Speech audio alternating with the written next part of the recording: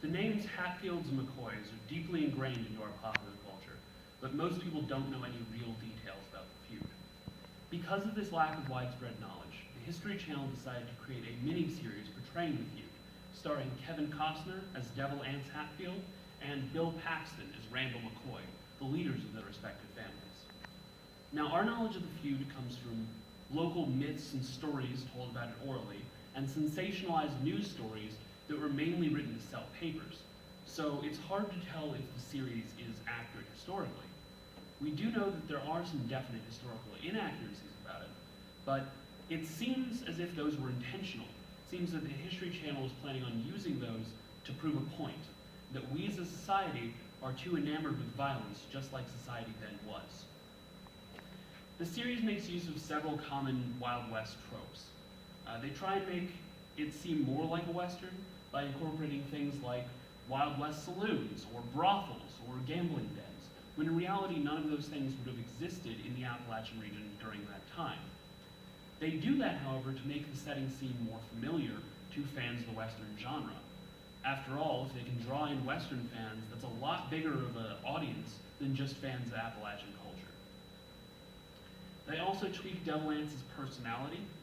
Historically, he was non-religious, but he never really was antagonistic towards religion. He's quoted as saying that he belonged to the one great church of the world.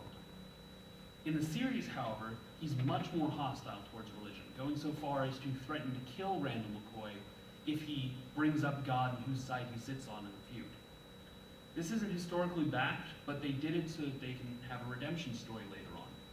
Since Devil Anse was baptized later in life, by playing up his non-religion, it allows them to have more impact with the baptism, and since people like a good redemption story, that brings in a fairly big crowd, and that's what they were trying to do.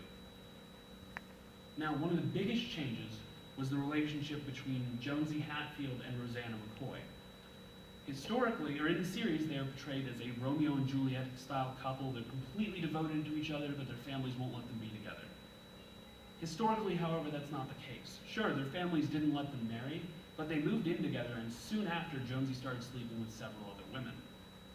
They're also shown in the series in a very Romeo and Juliet style fashion as being the only ones trying to bridge that gap between the family with love, when in reality, there were a lot of marriages between Hatfields and McCoys, both prior to and after the feud, so it's not like they were particularly special. But this was done because most audiences like a good romance story, and again, they're trying to bring in a large audience.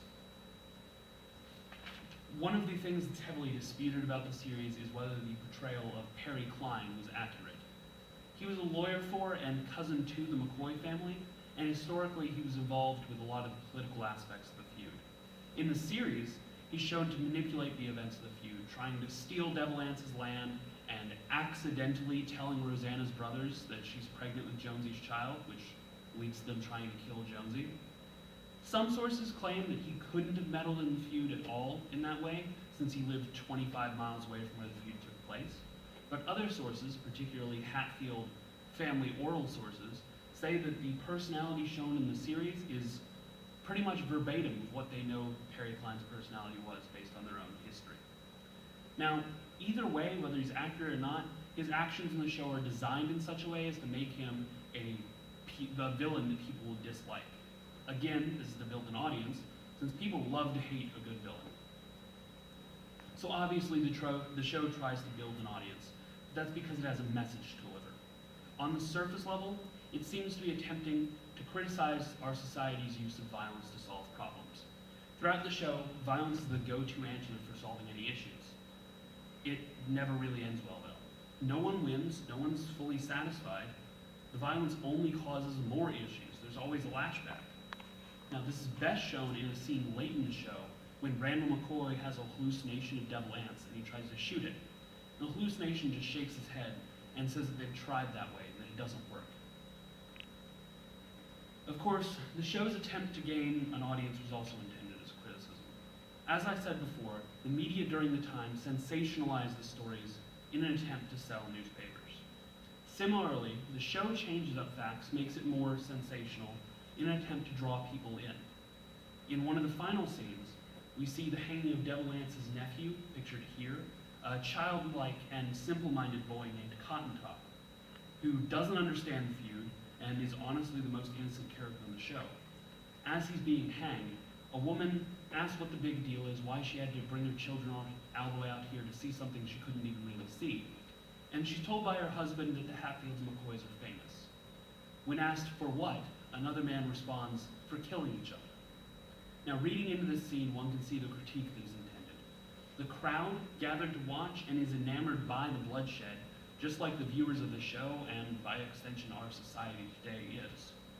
The series seems to say that by glorifying this sort of violence, it's harmful to us as a society, and that it makes us just like those who both committed and glorified the violence during the times